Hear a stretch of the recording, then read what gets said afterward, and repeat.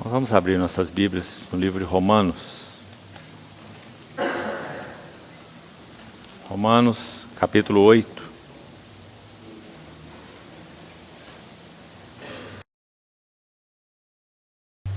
Romanos, capítulo 8, verso 26.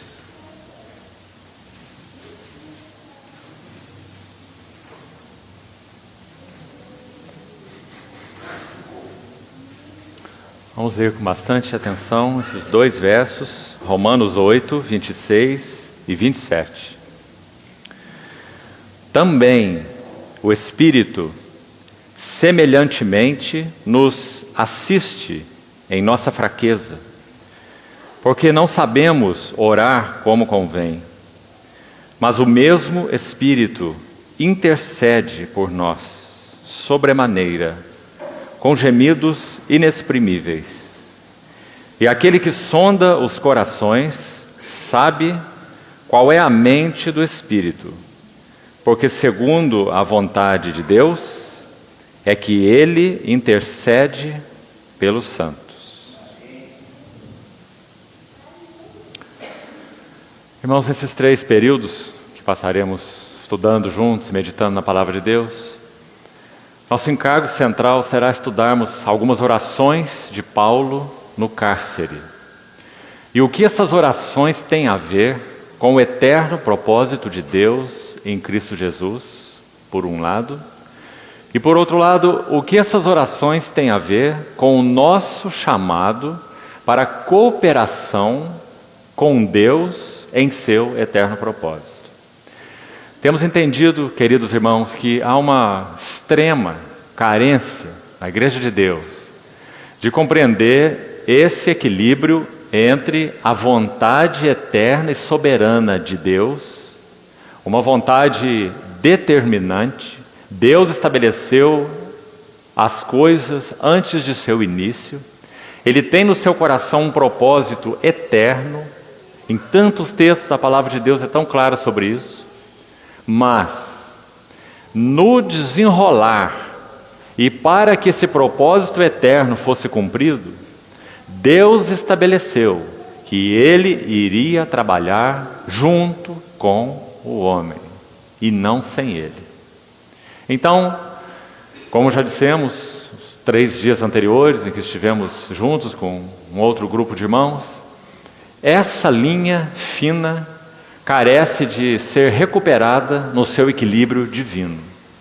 Quando nós nos desequilibramos, enfatizando apenas a verdade da soberania de Deus, às expensas da verdade, da responsabilidade do homem, nós caímos em um desequilíbrio fatal, em não respondermos aquilo que Deus, pelo Espírito, anseia fazer em nossos corações.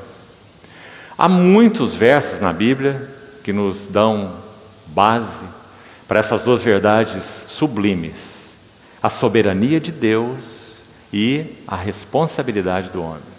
Então, vamos estudar algumas orações de Paulo e ver como que nessas orações esses dois elementos estão em pleno equilíbrio. Agora, é claro que a finalidade não é acadêmica. Não estamos interessados em academicismo, não somos um seminário. Somos, pela graça de Deus, a sua casa, sua igreja, chamados para responder ao seu propósito eterno. Então, a finalidade é que nós, com a ajuda do Senhor, possamos ter as escamas de nossos olhos, se necessário, caídas, para que nós vejamos esse equilíbrio tão necessário, para que sigamos uma jornada equilibrada e firme, respondendo ao chamamento do Senhor. Então, há diversas orações de Paulo no Novo Testamento. E apenas esse fato em si, queridos irmãos, já é algo muito incomum. Não sei se você já pensou que quando escrevia cartas, hoje já não se faz mais isso, as cartas hoje a maioria são eletrônicas, mas quando nós mais velhos escrevíamos cartas, nós possivelmente nunca registramos uma oração nossa em alguma das cartas. Isso não é algo comum. Você pode até dizer para uma pessoa que você tem orado por ela, mas você não escreve na sua carta como que você ora, porque é a sua oração diante do Senhor. Mas No tesouro precioso da palavra de Deus, nós temos orações literalmente registradas. Paulo não apenas dizia que orava pelos Efésios, mas ele escreveu suas 2 orações por essa igreja. Ele não disse apenas que ele orava pelos Colossenses, mas ele escreveu a sua oração aos Colossenses. E por que isso é importante? Ora, se nós cremos que a Bíblia é a Escritura soprada por Deus, inerrante, inspirada, então nós temos que ter a certeza que essas orações foram feitas pelo Espírito de Deus através de um vaso chamado Paulo. E é exatamente isso que nós acabamos de ler em Romanos 8. Nós vamos voltar a esse texto e vamos devagar com ele para entendermos primeiro alguma coisa importante aqui, Romanos 8, 26 e 27, e então passarmos para a primeira oração que vamos compartilhar nessa noite, e que tem então a finalidade, como já falamos, de trazer para nós essas 2 grandes verdades em equilíbrio. Deus em si mesmo não precisa de nada. Deus em si mesmo não precisa de ninguém. Por outro lado, Deus, autossuficiente, completo, perfeito, Ele determinou porque quis que para realizar os seus propósitos eternos, Ele chamaria cooperadores. Então, nós vemos essas 2 verdades em pleno equilíbrio na Bíblia. Por exemplo, Paulo em Coríntios, 1 Coríntios 3, 9, ele diz: porque de Deus nós somos cooperadores. Não há meias palavras nisso. É uma afirmação categórica. De Deus nós somos cooperadores. Por um lado, veja que a palavra Deus está aí. Irmãos, e esse é o Deus da Bíblia, como já falamos. Citamos Atos capítulo 17, quando Paulo pregando ali para aqueles atenienses, e vendo aquele altar ao Deus desconhecido, ele disse assim: esse que adorais sem conhecer, é precisamente o que eu vos anuncio. O Deus que fez o céu, a terra, o mar, tudo que nele existe, Ele não é servido por mãos humanas. Não é uma expressão muito forte essa, irmãos? Esse Deus não é servido por mãos humanas, como se de alguma coisa Ele precisasse. Veja que texto. Porque é Ele mesmo que a todos dá. Sabe por que Ele não precisa? Porque Ele dá. Ele é quem a todos dá a vida, a respiração e tudo mais. Nele nós vivemos, nos movemos e existimos. Isso é uma verdade maravilhosa, mas não é a única verdade. A outra verdade é que esse Deus que não precisa de nada e que a todos dá e que não é servido por mãos humanas, Ele disse: façamos o homem à nossa imagem, conforme a nossa semelhança. E com qual finalidade? Temos Gênesis e Apocalipse para deixar isso claro para nós. E talvez possamos tomar essa frasezinha de 1 Coríntios 3,9 para resumir esse assunto tão grande da cooperação de Deus com o homem. Quando Paulo vai dizer: de Deus nós somos cooperadores. E lavoura de Deus, edifício de Deus, sois vós. Então, isso é inequívoco na palavra de Deus. O Deus eterno, santo, perfeito, completo, autossuficiente em si mesmo, Ele chamou cooperadores porque quis. E quando Ele chamou cooperadores, não chamou para que eles fossem fantoches, para que os manipulasse como aquelas bonecas em teatros, mas Ele chamou cooperadores para que interagissem com Ele. Hoje, se ouvirdes a sua voz, não endureçais os vossos corações. 3 vezes no livro de Hebreus, 7 vezes no livro de Apocalipse. Quem tem ouvidos, ouça o que o Espírito diz às igrejas. Por que o Senhor pede isso? Ele não precisava falar nada disso se a obra dele fosse unilateral. Ele vem a hora que quer, faz o que quer e como quer, porque Ele é Deus. Então por que Ele nos pede para ouvir, para responder, para nos humilharmos, para guardar sua palavra em nosso coração, para andarmos em base de fé na palavra que recebemos? Porque de Deus nós somos cooperadores. E de tal forma, irmão, essa verdade, esse equilíbrio é maravilhoso, que Deus não irá realizar o que no seu coração eterno Ele determinou, sem a cooperação do homem. Aí poderíamos, à primeira vista, quando falamos isso, pensar assim: mas que coisa arriscada, que risco Deus correu. Mas se você conhece bem sua Bíblia, você vai ver que na verdade Deus não correu risco nenhum. Porque depois do Senhor Jesus realizar sua obra completa na cruz do Calvário, ressuscitado, ascenso, entronizado, Ele recebe do Pai uma promessa, que é descrita no Velho Testamento em muitos livros como sendo a esperança da nação da aliança. Jeremias fala sobre ele, Ezequiel fala sobre ele, Joel fala sobre ele, Abraão é citado em Gálatas como alguém que recebeu essa mesma promessa. Então, é dito que o Senhor Jesus, após a sua entronização, Ele recebe do Pai a promessa, não diz uma promessa, a promessa do Espírito. E o que Ele faz segundo esse texto? Atos capítulo 2. Ele derrama aquilo que Ele recebeu. Derramou isto que vedes e ouvis. Então os irmãos veem onde Deus colocou a sua confiança, quando chamou o homem para cooperar com Ele nos seus propósitos eternos. Também não vamos perder isso de vista, para não cairmos em desequilíbrio. Deus colocou a sua confiança no seu Espírito derramado. Então em Tiago capítulo 4, por exemplo, o autor, Tiago, vai dizer assim, Tiago 4, versículo 5, ele diz: ou supondes que a Escritura afirma em vão, é com ciúmes que por vós anseia o Espírito, que Ele fez habitar em vós. Então, na verdade, a confiança do nosso Senhor Jesus, exaltado à destra de Deus, é no Espírito que Ele derramou. Esse Espírito que pleitearia conosco, e como Ele pleiteia conosco. Convence do pecado, da justiça, do juízo, regenera, ilumina, revela, transforma, forma Cristo em nós. Quantos aspectos da obra do Espírito Santo que o Novo Testamento vai nos ensinar. Não é precioso isso? A confiança do Senhor Jesus está no seu próprio Espírito. Mas, amados, ainda assim, esse trabalho do Espírito Santo em nós é um trabalho de cooperação. Precisamos ter isso muito claro dentro de nós. Porque erramos tanto quando não entendemos isso. Procrastinamos, deixamos os assuntos para amanhã. Contamos levianamente com a graça de Deus. Deixamos de responder aquilo que Ele nos tem requerido. Deixamos de tratar pecados, de tratar aspectos, quem sabe, de carne, de ego, de mundo, que o Espírito Santo tem pelejado com nossas vidas para deixar claro, lançando luz, nos convencendo, e nós tardando, resistindo. Não, Deus é bom, um dia vai acontecer, um dia eu vou chegar lá, um dia Ele me liberta, um dia isso, um dia aquilo, e deixamos de responder aquilo que o Espírito Santo tem feito com tanto zelo em nossas vidas. Se isso tem sido assim, que estejamos claros, nós seremos uma obra inacabada.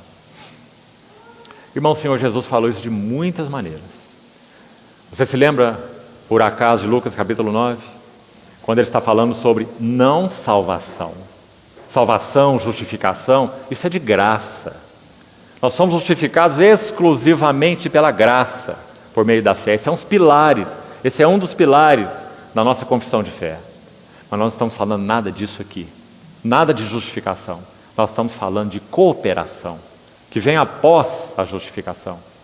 Então, quando o Senhor Jesus falou sobre isso, discipulado e não salvação, em Lucas 9, Ele diz assim: aquele que quer me seguir, parafraseando o que o Senhor disse, faça suas contas, para que você não vá com 10 mil homens combater um rei que vem contra você com 20 mil, para que você faça um projeto de construir uma torre, mas só tenha condições de ir até a metade, e outros que passem zombem dizendo: ele começou essa obra, mas não teve condições de acabar.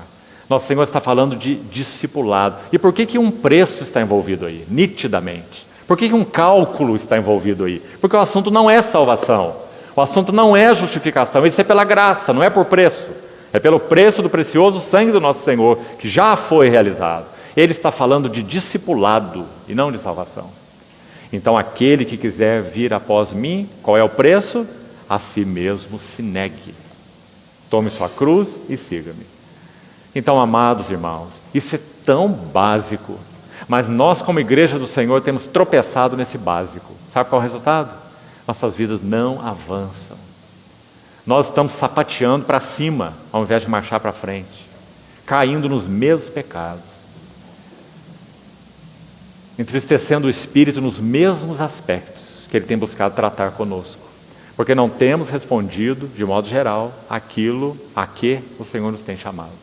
Então, vamos buscar a ajuda do Senhor, já vamos precisar avançar além daqui, não podemos dissecar mais isso, mas pense, ore, abra a Bíblia e peça ao Senhor que deixe claro para você essas duas maravilhosas verdades.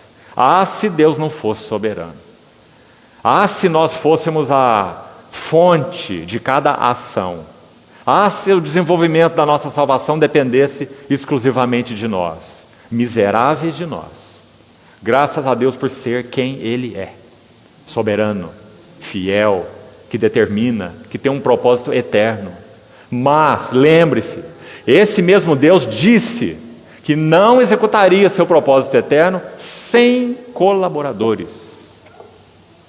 De Deus, nós somos cooperadores. Então, se é assim, qual é a nossa responsabilidade?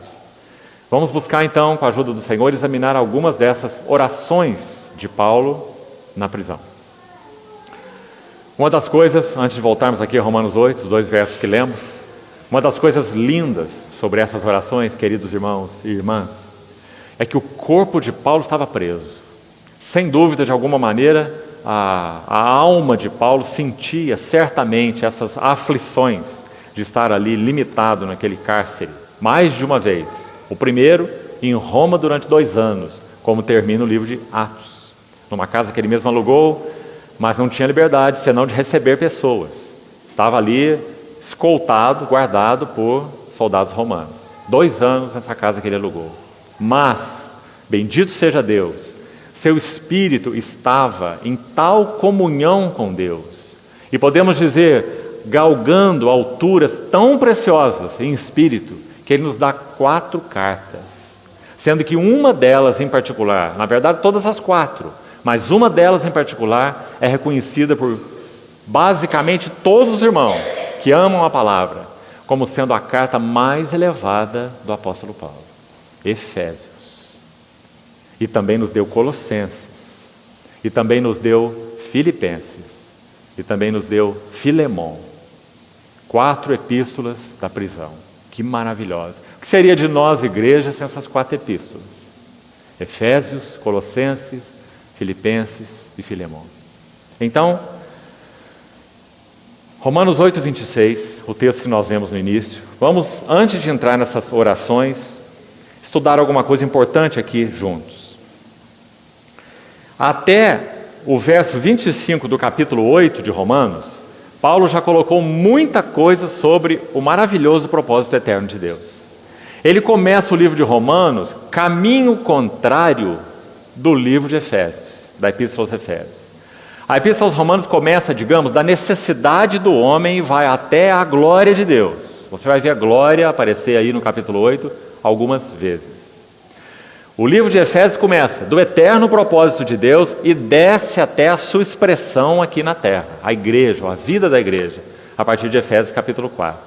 Então, Romanos 1 a 8, Paulo já falou muito sobre o eterno propósito de Deus. Ele tomou homens perdidos, Romanos 1 a 3, não há nenhum justo, não há sequer um. Ele justificou esses perdidos em Cristo Jesus, aquele que não trabalha, mas crê no Deus que justifica o ímpio, sua fé lhe é atribuída como justiça, Romanos 4. Depois ele faz mais, não apenas nos justifica em Cristo, ele nos põe em união com Cristo. Então Cristo não é apenas nosso substituto, nós fomos unidos com Cristo, na sua morte, no seu sepultamento e, graças a Deus, na sua ressurreição. E então andamos em novidade de vida, Romanos 6. Depois ele ainda tem mais para dizer. Ele vai dizer que agora não temos mais a lei como o caminho de santificação, Romanos 7. Libertados da lei. Então ele vai chegar aqui onde estamos em Romanos 8. que vai dizer que o caminho da santificação é andar no Espírito. A palavra Espírito é citada em Romanos 8 mais de 20 vezes, num único capítulo.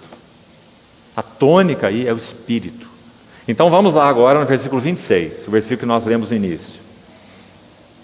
Diz assim: também o Espírito semelhantemente nos assiste em nossa fraqueza. Já vamos precisar parar aqui, nessa primeira frase. A palavra assiste, não sei se você tem outra na sua tradução.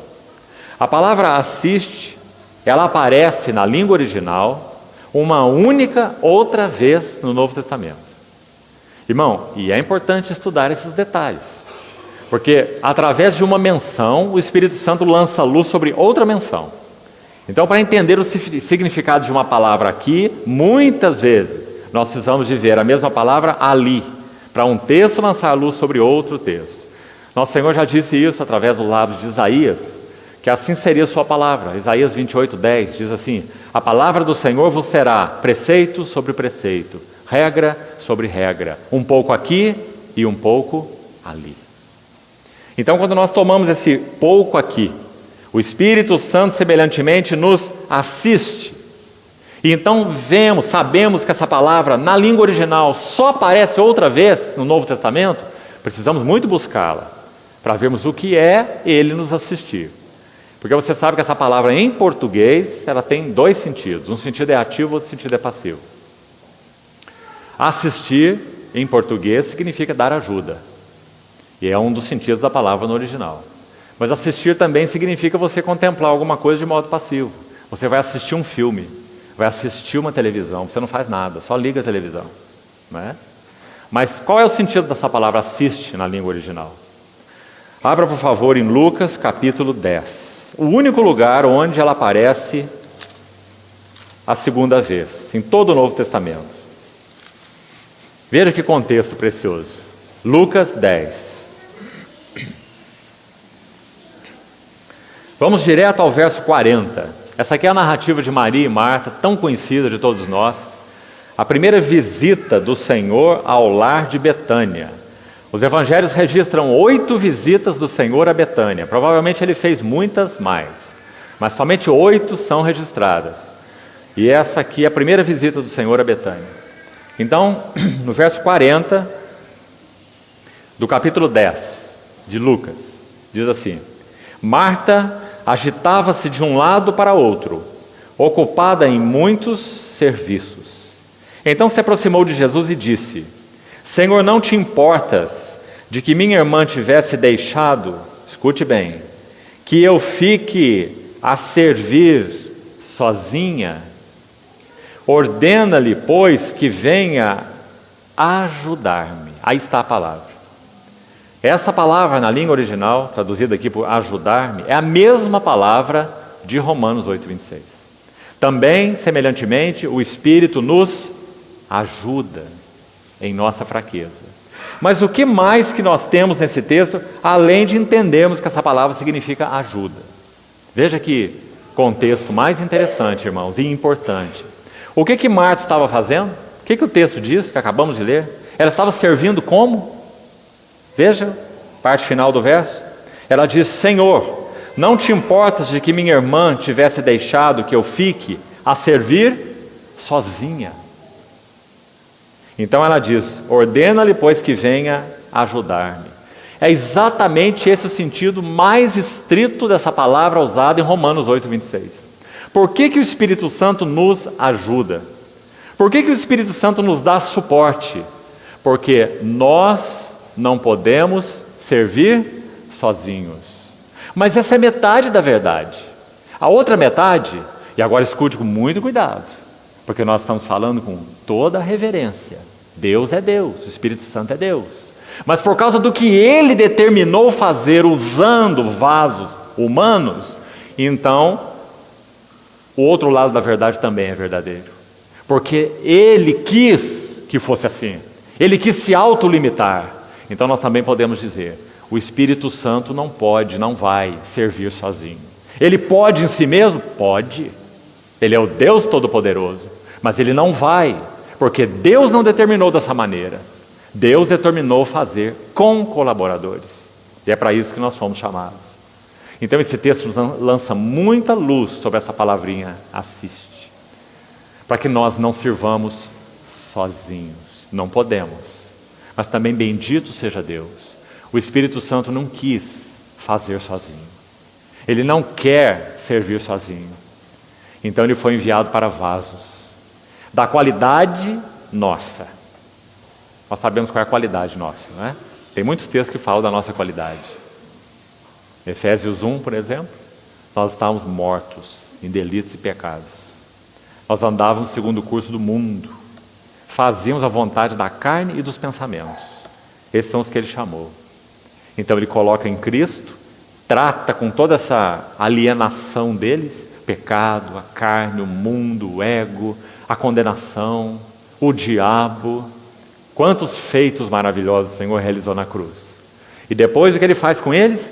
Coloca neles, dentro deles, o Espírito. O Senhor viu isso com tanta clareza, é claro, ele é o Filho de Deus, o Verbo encarnado, que naqueles discursos do cenáculo, João 14, 15 e 16, ele disse assim para os seus discípulos: convém-vos, é conveniente para vocês, eu vou por causa de vocês, convém-vos que eu vá, porque se eu não for, o Consolador não virá. Que palavras, né?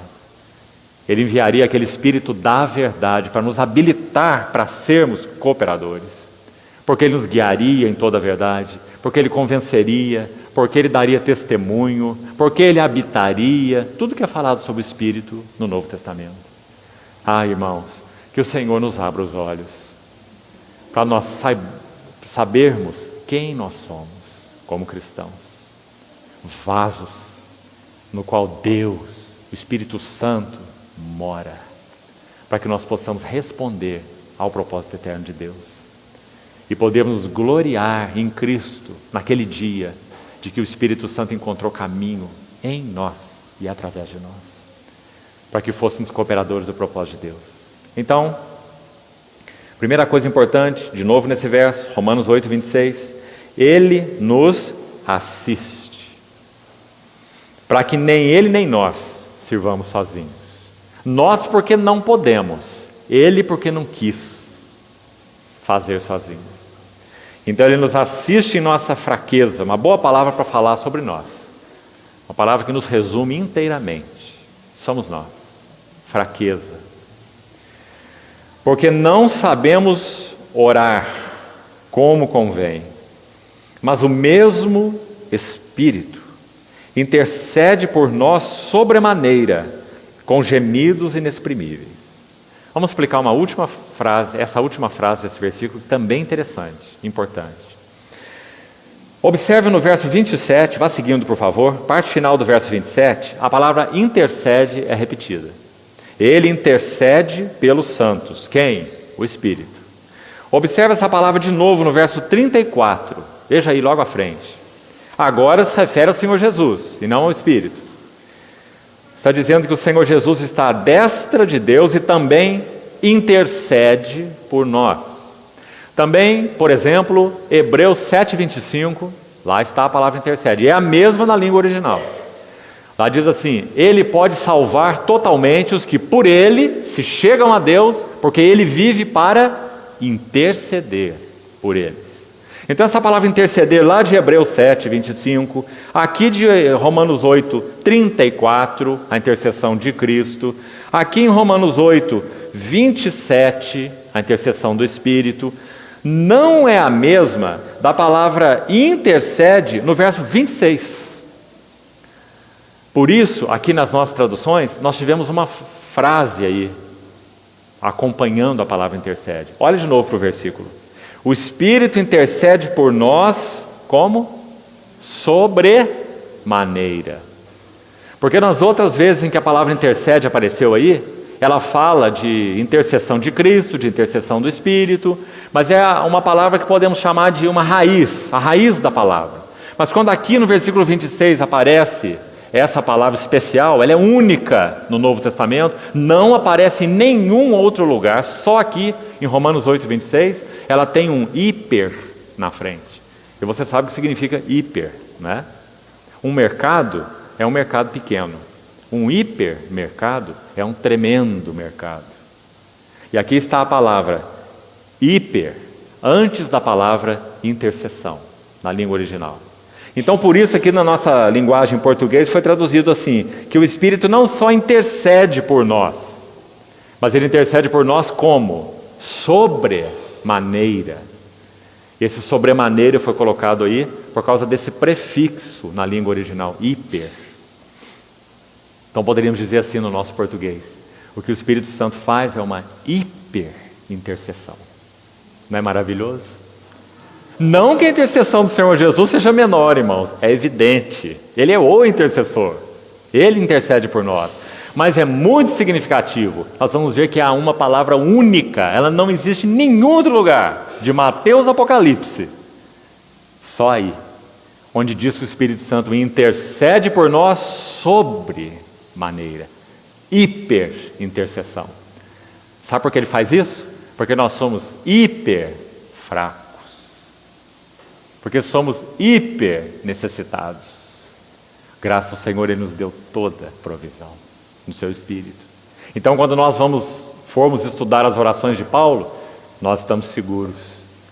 Paulo também não sabe orar como convém. Ninguém sabe orar como convém. Mas o Espírito hiper intercede. Sobremaneira. Com gemidos inexprimíveis.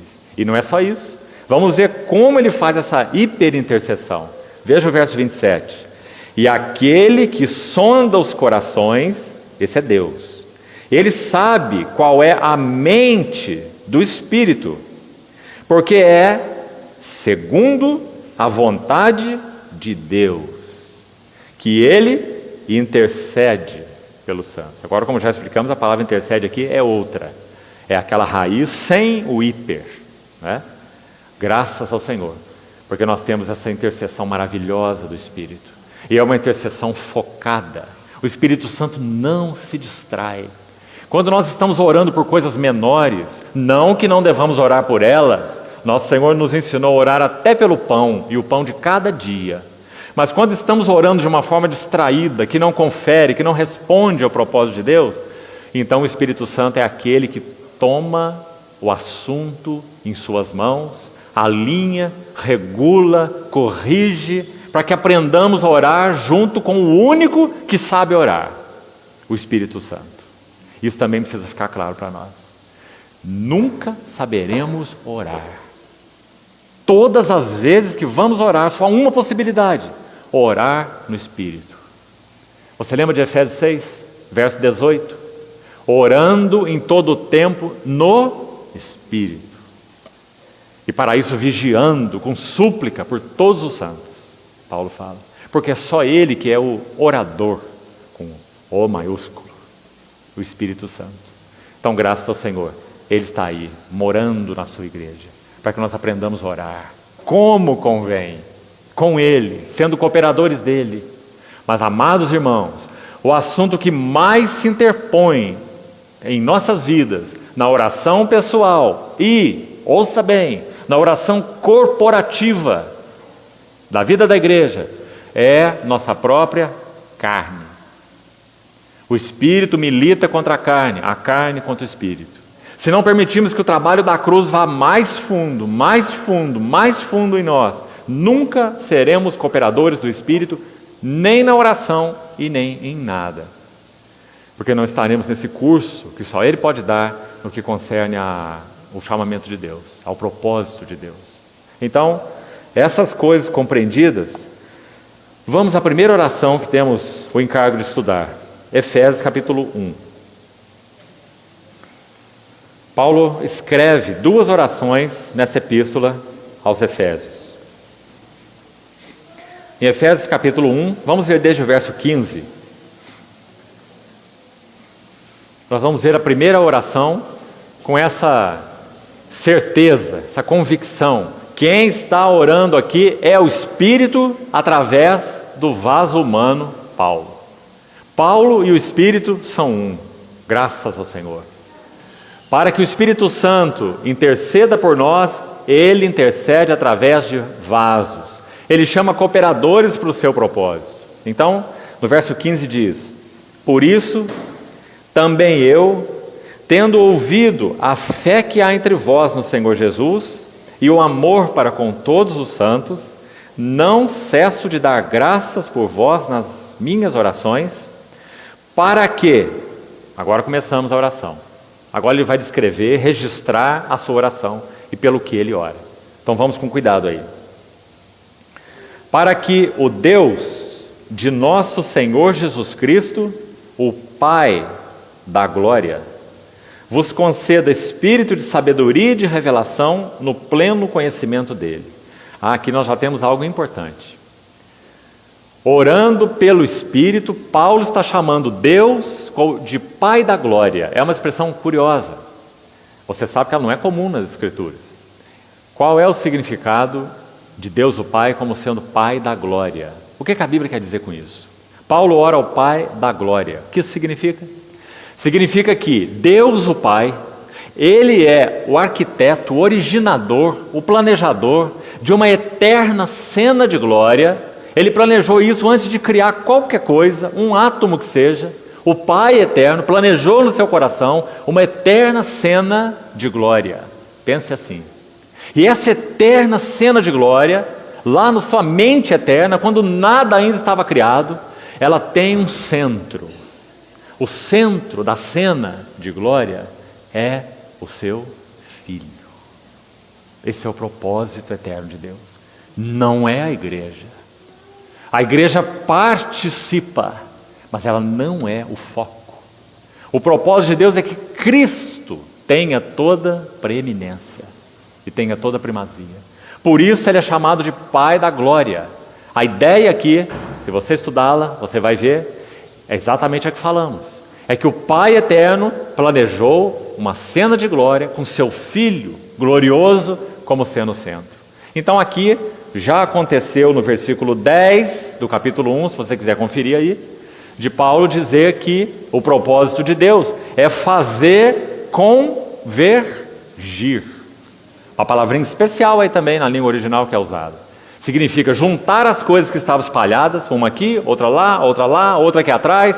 Junta todas essas coisas, reúne essas coisas e coloca essas coisas debaixo de um único cabeça. Que palavra bonita que o Espírito Santo usou aí na língua original. Colocar coisas espalhadas, desagregadas, reunindo-as debaixo de um único cabeça. Esse é o propósito de Deus. Convergir nele, em Cristo, todas as coisas, tanto as do céu como as da terra. Irmão, isso foi o que Deus planejou eternamente no seu coração. Isso não terá erro. Os seus planos não podem ser frustrados. Mas bendito seja Deus, nós fomos chamados, por incrível que isso possa parecer, para cooperarmos com esse propósito eterno. Não é muito para nós, irmãos? Ouvir de Deus que Ele não quer fazer e não fará sem vasos humanos. Abrir as páginas do Novo Testamento e ver o Espírito Santo pleiteando por vasos, chamando vasos, trabalhando em vasos, falando à sua igreja: ouça a minha voz, responda a minha palavra, avancem de acordo com o que eu tenho falado. Não é impressionante? Porque Ele poderia fazer de outra maneira, sem contar conosco. E sabe que isso é uma coisa que nós nunca descobriremos a resposta do porquê que Ele quis assim, quem sabe só quando estivermos diante dEle. Por que que Ele quis fazer dessa maneira? Se Ele nos pusesse de lado e fosse à frente, fizesse tudo sozinho, seria muito, muito, muito mais bem feito. Mas Ele não quis assim. Ele quis fazer junto conosco. E esse é o privilégio nosso. Nos deu todo equipamento para isso. Em Cristo e pelo Espírito que veio habitar em nós. Então, vamos seguir. Pai da glória. Quem sabe seria bom nós lermos um texto só sobre esse assunto Pai da glória. Entendemos bem o que isso quer dizer. Abra sua Bíblia, por favor, em 2 Tessalonicenses. Segunda Epístola de Paulo aos Tessalonicenses. capítulo 1. Vamos ler com bastante atenção. 2 aos Tessalonicenses 1. Vamos começar no verso 9. Estes aí são aqueles que não creram no Evangelho. Eles sofrerão penalidade de eterna destruição, banidos da face do Senhor e da glória, veja a palavra aí, e da glória do seu poder. Verso 10. Quando ele vier para ser glorificado nos seus santos. Por isso o Pai é o Pai da glória. Aqui tem um extrato condensado do que ele planejou no seu coração eterno fazer no seu Filho. Quando ele vier, seu Filho, para ser glorificado nos seus santos e ser admirado em todos os que creram naquele dia, o dia da sua vinda, porquanto foi crido entre vós o nosso testemunho. Agora ouça: por isso também não cessamos de orar por vós. Aqui está mais uma oração de Paulo. Como falamos, são várias. E veja o que ele diz: para que o nosso Deus vos torne dignos. Está vendo, irmãos? Se dependesse, se ele quisesse que fosse dependente exclusivamente dele, então ele não precisava fazer nada em nós. Ele faria sozinho. Mas ele enviou seu Espírito para habitar em nós, para trabalhar em nós, para nos tornar dignos. Sabe o que significa a palavra digno? Não é merecedor. Não. Digno é harmônico, sincrônico. Ele trabalha em nós para nos tornar harmônicos com seu propósito eterno. Porque nós em nós mesmos somos discordantes do seu propósito eterno. Assim éramos por natureza. Então ele nos pôs em Cristo, nos deu seu Espírito, e o Espírito está formando Cristo em nós para nos fazer harmônicos, dignos. De quê? Veja aí, da sua vocação, ou do seu chamado. E cumpra, realize, com poder, todo propósito, olha a palavra aí, todo propósito de bondade e obra de fé. Veja para quê, no verso 12, a fim de que o nome de nosso Senhor Jesus seja, de novo, glorificado. Porque Ele é o Pai da glória. Ele planejou essa cena de glória, que tem o seu amado Filho no centro. Tudo que Ele quis fazer quando disse, haja luz, houve luz. Quando no princípio criou os céus e a terra, primeiro. Depois quando disse, haja luz, houve luz, restaurou todas as coisas. Quando pôs o homem ali, naquele jardim, tudo que Ele quis fazer quando fez essas coisas, nós temos descrito aqui em um versículo, resumido, condensado. Esse propósito de bondade e obra de fé, a fim de que o nome do nosso Senhor Jesus seja glorificado em vós e vós nele, segundo a graça do nosso Deus e do Senhor Jesus Cristo. Olha o capítulo 2 dessa mesma carta. Veja o verso 13, o que diz. Entretanto, devemos sempre dar graças a Deus por vós, irmãos, amados pelo Senhor. Por isso que Deus vos escolheu desde o princípio para a salvação, pela santificação do Espírito e fé na verdade. Agora escute o verso 14. Por que Ele nos elegeu? A palavra elegeu aparece aí no verso 12. Ele nos escolheu. Não partiu de nós, não houve mérito em nós, não havia justiça em nós. Ele nos escolheu livremente, pela sua graça. Mas para quê? Verso 14. Para o que também vos chamou, mediante o nosso Evangelho, para alcançar a glória de nosso Senhor Jesus Cristo. Que verso, irmãos. Nós fomos chamados para alcançar a glória do nosso Senhor. Grande chamamento. Você sabe que glória significa, fala de caráter, de nome. Glória é o que o Senhor é. Glória é o que Deus é. Alcançar a glória do Senhor Jesus é ser igual a Ele. Ter seu mesmo caráter, sua mesma beleza. Tudo que Ele expressa do que Deus é, nós também fomos chamados. Esse é o Pai da glória. Então, Voltando ao livro de Efésios, Paulo diz, verso 17, que o Deus do nosso Senhor Jesus Cristo, o Pai da glória, Ele vos conceda. Então, como nós falamos, se Deus, o Pai, tem esse propósito de glória no seu coração, o que nós precisamos? A oração vai dizer, para que possamos cooperar, né, com o Espírito Santo, alinhados com esse propósito. O que é necessário? Primeiro, final do verso 17, Ele vos conceda espírito de sabedoria e de revelação, no pleno conhecimento dele. Graças a Deus, o Espírito Santo é espírito de revelação. Graças a Deus, as palavras da Bíblia não ficarão só na Bíblia. Graças a Deus, o Espírito Santo descortina, traz as palavras da Bíblia como reveladas, impressas no nosso espírito. Isso faz toda a diferença.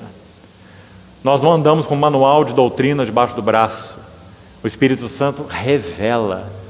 Então as Escrituras são como que tiradas do papel e impressas como vida em nossos corações. Revelado. É através delas que o Espírito Santo nos leva a responder a Ele. Que maravilha!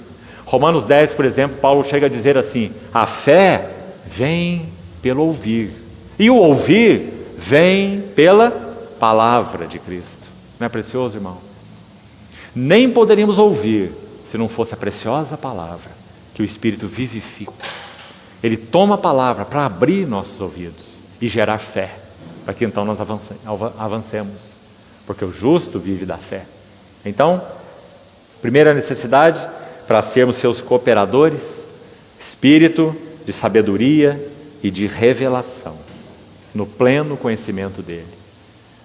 Senhor, nos ajude, queridos irmãos, a nos aproximarmos da palavra com esse foco, espírito de sabedoria e de revelação. Sem ele as Escrituras são letra, ainda que letra inspirada, ainda letra. E a letra sempre mata, mesmo que seja letra inspirada. Graças a Deus que é assim, porque senão nós limitaríamos toda a nossa comunhão em torno da palavra de Deus a assuntos intelectuais. Aí os que são intelectuais andariam muito rápido, os que não são muito intelectuais andariam muito devagar. Graças ao Senhor não é assim. Depende de que o Espírito Santo encontre lugar em nós para realizar esse seu trabalho de revelação da palavra de Deus, para que possamos assimilá-la, para que ela trabalhe em nós o caráter de Cristo. Essa é a primeira necessidade. Sem revelação ou sem visão, diz o livro de Provérbios, o povo se corrompe, se degenera, se distrai, fica sem controle. São as ideias daquele versículo. Então, primeira coisa que o Espírito quer fazer em nós, abrir nossos olhos. O Pai da glória vos conceda, número 1, espírito de sabedoria e revelação. Ontem estudamos um pouco sobre isso com outro grupo de irmãos. Nem olhos viram, nem ouvidos ouviram, nem jamais penetrou no coração humano. Você vê? Não tem equipamento natural em nós capaz de conhecer essas coisas. Nenhum. Não tem inteligência, não tem nada. Nem olhos viram, nem ouvidos ouviram, nem jamais penetrou em coração humano. O que Deus tem preparado. Mas, graças a Deus por esse mas Deus nolo revelou. Pelo Espírito. Porque o Espírito a todas as coisas perscruta. Outra palavra bonita. Significa alguém que se abaixa assim debaixo de uma mesa coberta para ver o que está escondido ali debaixo. Ele vai sondar, ele vai perscrutar.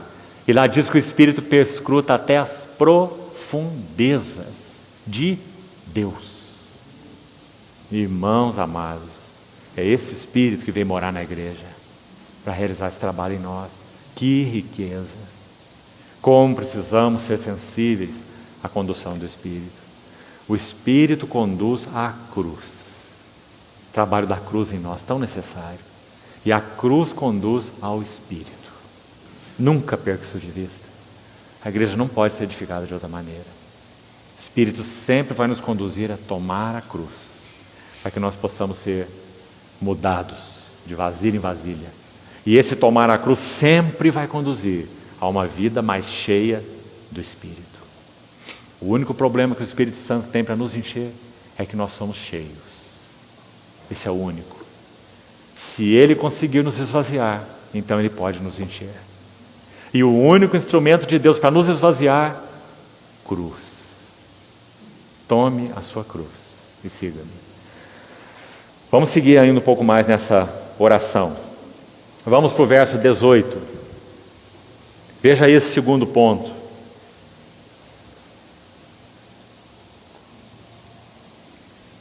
Iluminados os olhos do vosso coração. Vamos lembrar mais um verso apenas para ilustrar isso. Mateus 13, quando nosso Senhor fala assim para os seus discípulos: bem-aventurados são os vossos olhos, porque veem, e os vossos ouvidos, porque ouvem. Muitos profetas, irmão, aí está Abraão, aí está Davi, aí está Daniel, aí está grandes homens de Deus do Velho Testamento. Muitos profetas e justos desejaram ver o que vocês veem, mas não viram. E ouvir o que ouvis, mas não ouviram. Louvado seja o Senhor. Nossos olhos foram iluminados para vermos as belezas do nosso Senhor Jesus. Nós vivemos após a sua obra consumada no Calvário, não antes, como aqueles profetas e justos. Nós vivemos depois dessa obra maravilhosa. Nós vivemos depois que o Espírito foi derramado. Eles viveram antes do Espírito ser derramado. Graças a Deus, porque somos o povo da nova aliança. Então os nossos olhos podem ser iluminados para vermos o quê? 3 coisas você vai ver aí na oração de Paulo. Vamos lá, na primeira.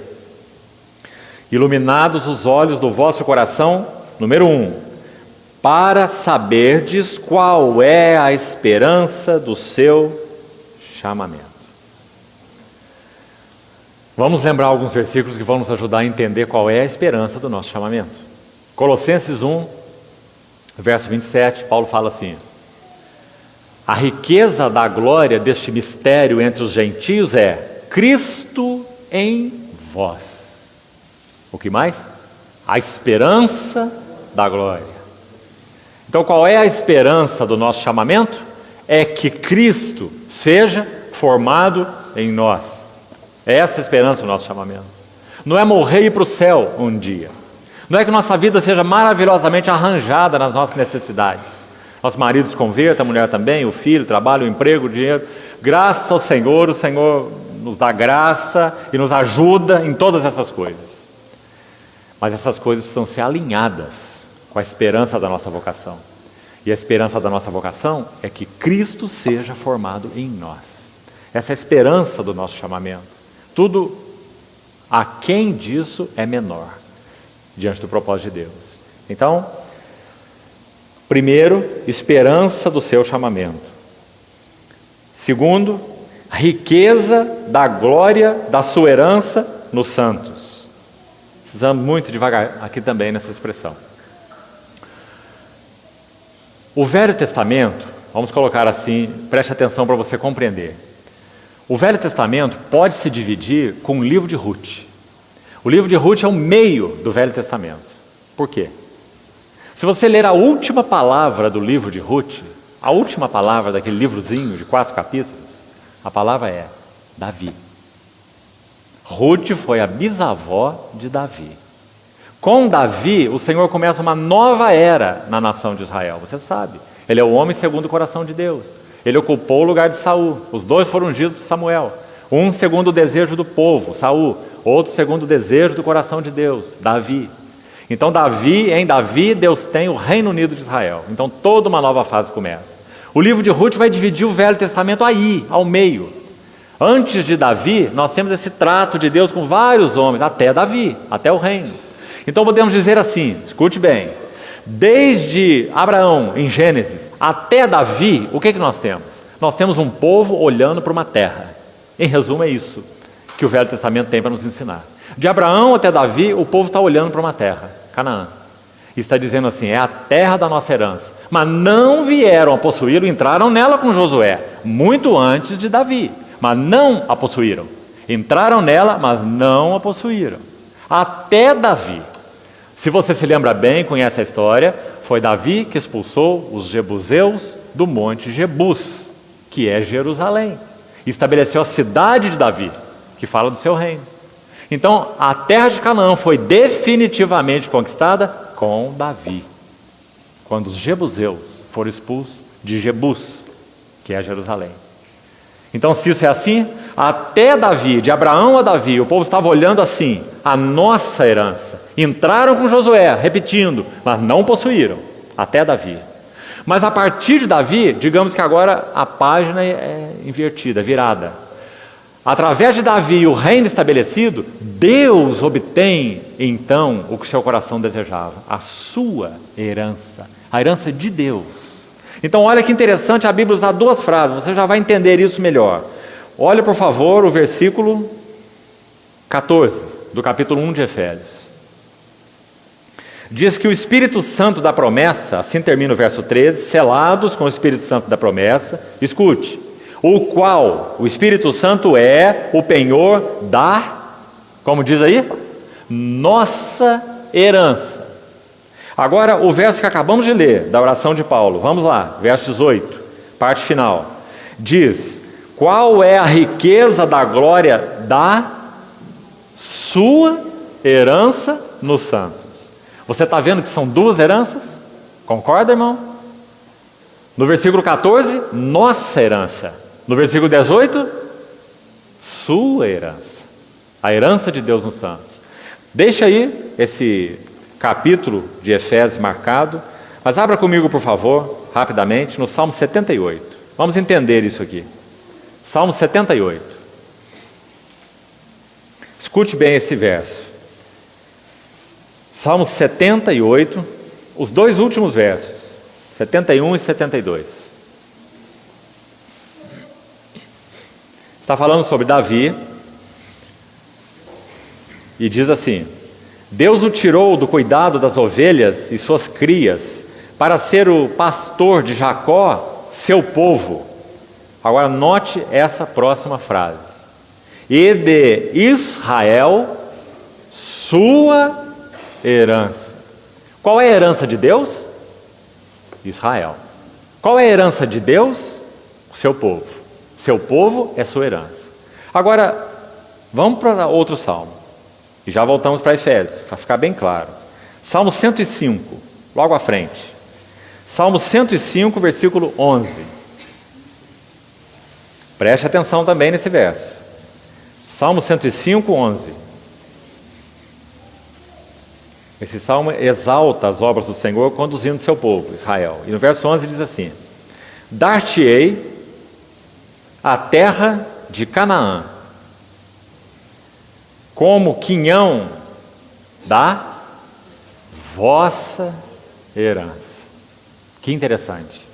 Então agora vamos entender Efésios. Agora vai ficando claro. Quando nós olhamos desse ponto de vista aqui, o que Deus está buscando? Sua herança. Para que Deus obtenha a sua herança nos santos, acabamos de ler o verso 18, a riqueza da glória da sua herança, a herança de Deus, nos santos. Santos são sua herança. Mas para que ele obtenha essa herança, lembre-se, o povo entrou em Israel, em Canaã, já estava na terra, que é uma figura de Cristo, mas podemos dizer, eles estavam na terra, mas a terra não estava neles. Eles eram como mendigos, pedindo esmolas numa tigela de ouro. Pense nisso. Esse é o povo de Israel na terra de Canaã, na época dos juízes. A terra era deles, promessa do Senhor, terra que mana leite e mel. Eles já estavam lá dentro, mas não a desfrutavam. Lembra da época de Gideão, dos midianitas? Tudo que o povo cegava, os midianitas roubavam. Eles tinham que malhar trigo no lagar, para que não fossem roubados. Um princípio interessante aí, né?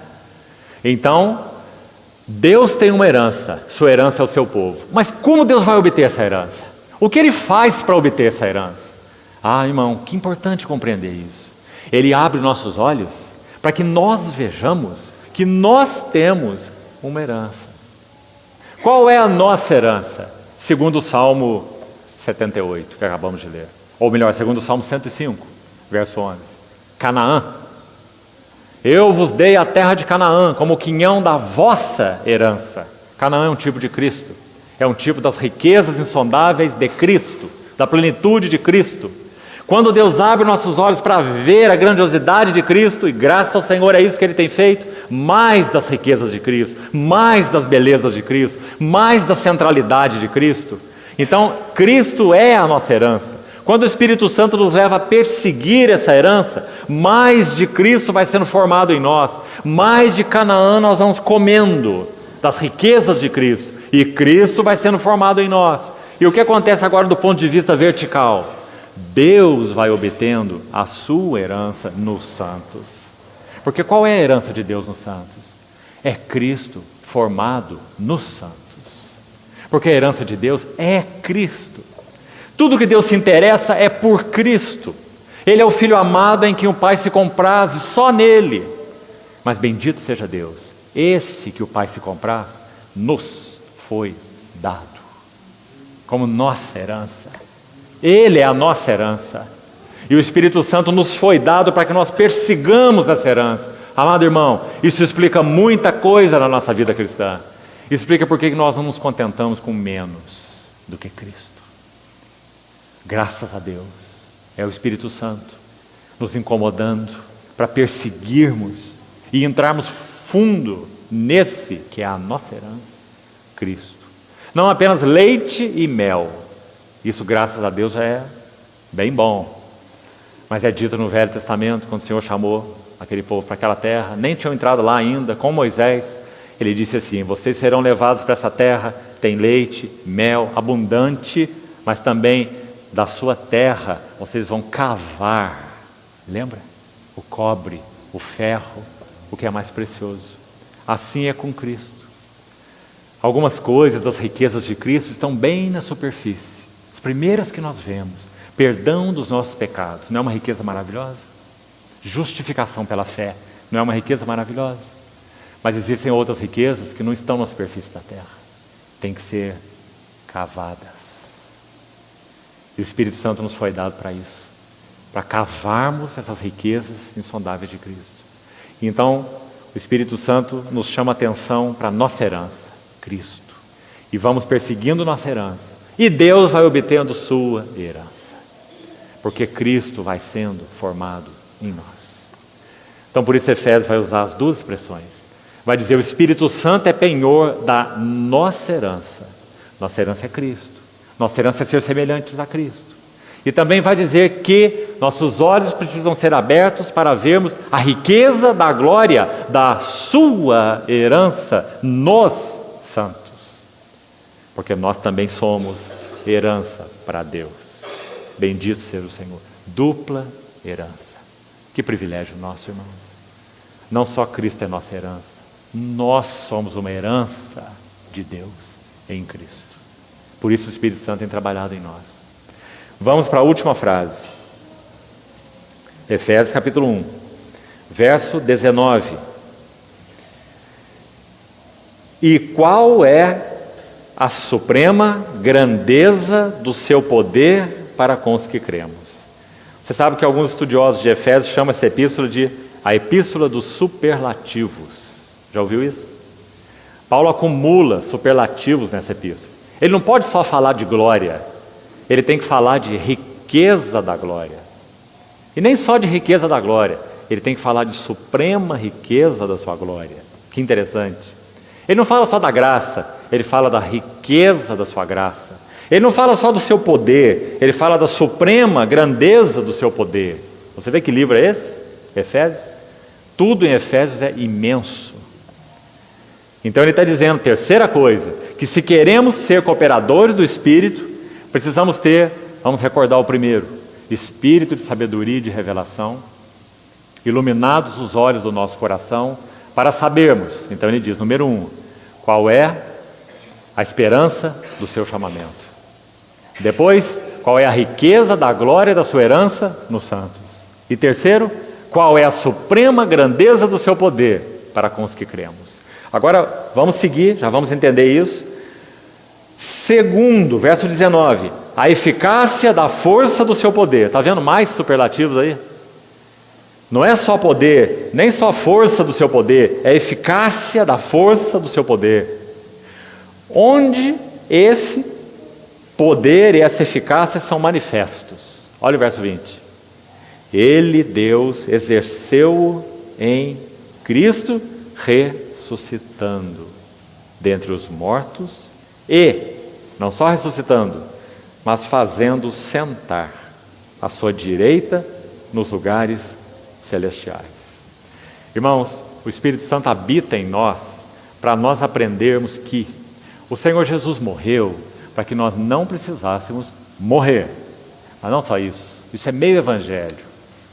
O Senhor Jesus vive, ressuscitou e vive para que nós não precisemos viver. Essa é outra metade maravilhosa do evangelho. O que é mais difícil, morrer ou viver? Segundo a Bíblia, os dois. Não vivo eu, mas Cristo vive em mim. A suprema grandeza do seu poder para com os que cremos. A suprema grandeza do seu poder que supera nossas debilidades. Nossa vida obtusa, fraca, incapaz de compreender as coisas de Deus por si mesmos. Suprema grandeza do seu poder, que supera nossas debilidades espirituais, que supera nossas debilidades intelectuais, emocionais, que supera nossas debilidades até físicas. Paulo escreveu aos seus Coríntios, 2 Coríntios capítulo 1, ele escreve assim: meus irmãos, eu não quero que vocês ignorem a natureza da tribulação que me sobreveio na Ásia. Escute o que ele diz: foi acima de nossas forças, a ponto de nos desesperarmos da própria vida. Você já passou uma situação assim, irmão? Seja espiritual, emocional ou física, a ponto de nos desesperarmos da própria vida. 2 Coríntios capítulo 1. Mas sabe como ele completa? E isto, para que nós confiássemos no Deus que vivifica os mortos. Isso não é teoria, irmãos. Isso é experiência. Foi o que ele escreveu aqui em Efésios. Que nós fomos chamados para conhecer a suprema grandeza do seu poder para com aqueles que creem nele. E esse poder é segundo a eficácia da força de seu poder que ele exerceu para ressuscitar Cristo.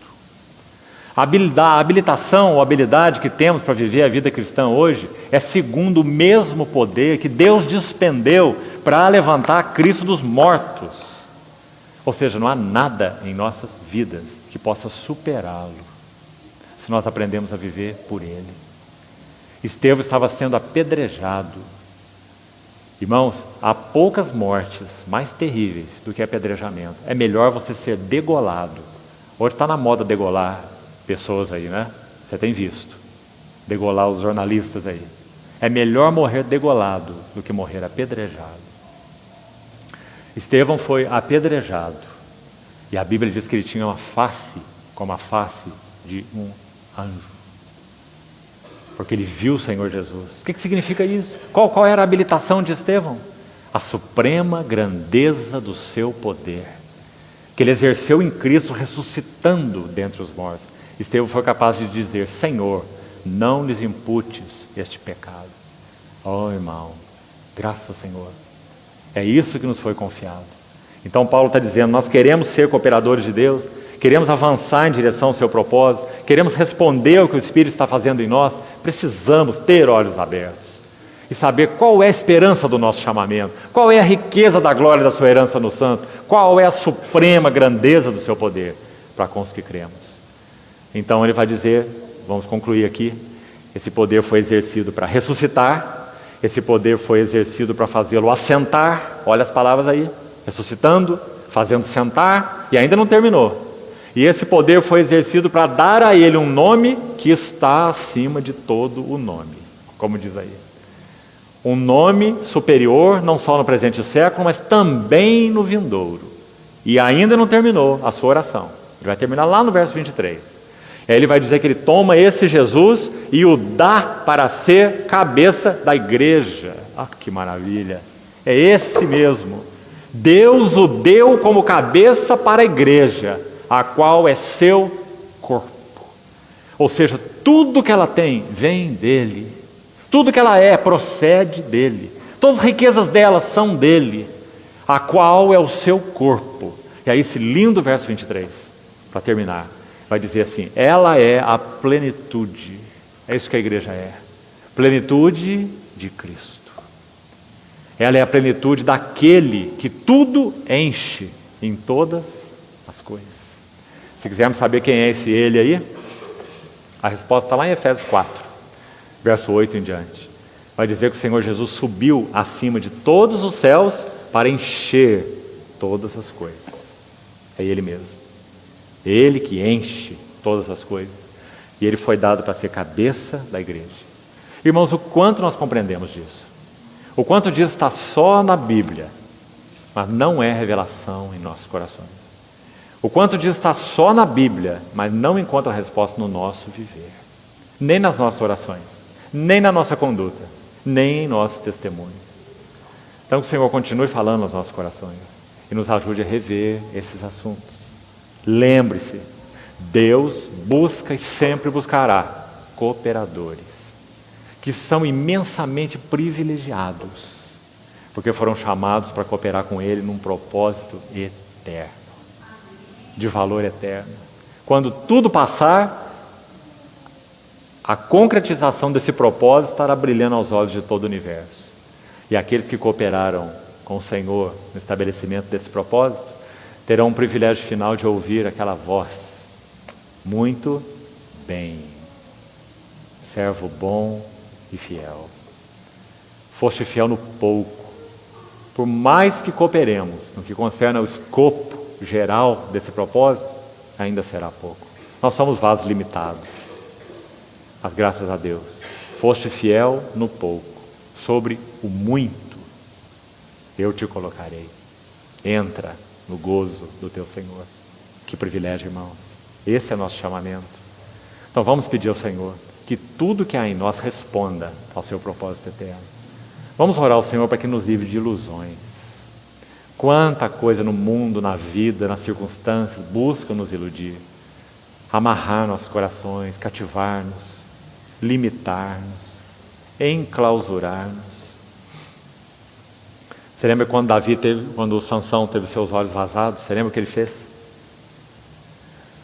Primeiro ele teve sua cabeleira cortada. Você conhece a história? Aquela cabeleira era uma das marcas do seu voto de Nazireu, uma consagração voluntária ao Senhor.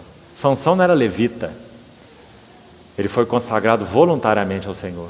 Então aquela cabeleira fala de sua consagração, chamado para se entregar ao propósito de Deus, e o fez voluntariamente. Quando a cabeleira foi cortada, os olhos foram vazados. Muito interessante essa relação. Quando nós perdemos a nossa consagração, nós perdemos a nossa visão. Então ele teve a cabeleira cortada e os olhos furados. Mas a tragédia ainda não terminou. Ele foi amarrado em um moinho, fazendo um trabalho de animal, de besta, rodando o moinho em círculos. Ou seja, girava em círculos e não ia para lugar algum. Quando perdemos a consagração, perdemos a visão e perdemos o propósito. Por isso, tão necessário que o Espírito Santo abra os nossos olhos para vermos de novo esses assuntos. Cada um de nós que é habitado pelo Espírito Santo foi chamado para ser um cooperador de Deus. Não tem cooperador de segunda classe, nem de terceira, nem de quarta, porque o Espírito Santo habita em nós. Mas existe respostas e falta de respostas. Então que o Senhor nos ajude a respondermos ao que Ele tem nos chamado em Cristo, irmãos, com todo o nosso coração. Vamos orar. Senhor, confiamos a Ti mais uma vez nossas vidas, suplicamos Tua bondade, benevolência, longanimidade sobre nós e pedimos ao Senhor que desperte tudo que há em nós para Ti. Ajuda-nos, Senhor, a não vivermos para coisas menores, aquém daquilo que o Senhor nos tem chamado. Cativa por inteiro os nossos corações, Senhor. Carecemos de Ti. Somos Teus. Obrigado pelo Espírito de habitação e pelo tremendo chamado para sermos cooperadores. Glorifica Teu nome em nossas vidas e encontra caminho em nós, Senhor, e também através de nós, para a edificação da Tua casa. Te pedimos, em nome do Senhor Jesus. Amém.